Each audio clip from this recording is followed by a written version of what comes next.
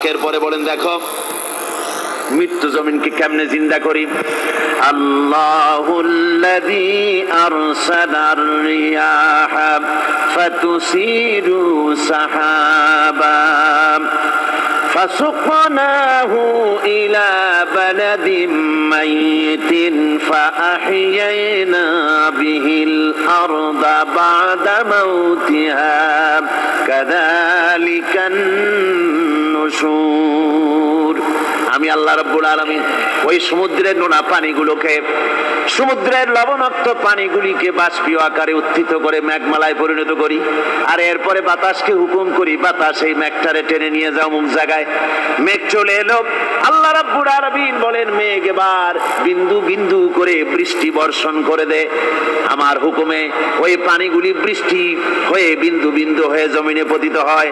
আল্লাহ বলেন এভাবে করে বৃষ্টির পানি দিয়া মরা জমিনকে জিন্দা করে দিয়া নববধূ গর্ভ ধারণের যেমন প্রস্তুতি নেয়, বৃষ্টির পানি পায়া মরা জমিন তেমন ফসল ধারণের জন্য প্রস্তুতি নিয়ে নেয়।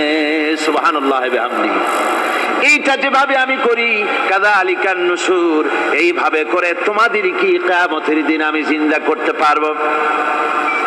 কেমনে অস্বীকার করো? কাইফা তাকফুরুনা বিল্লাহি ওয়া কুনতুম আমওয়াতান ফাহইয়াকুম সুম্মা ইউমীতুকুম সুম্মা ইলাইহি তুরজাউন। কি করে তুমি আমাকে, আমি আল্লাহকে অস্বীকার করো?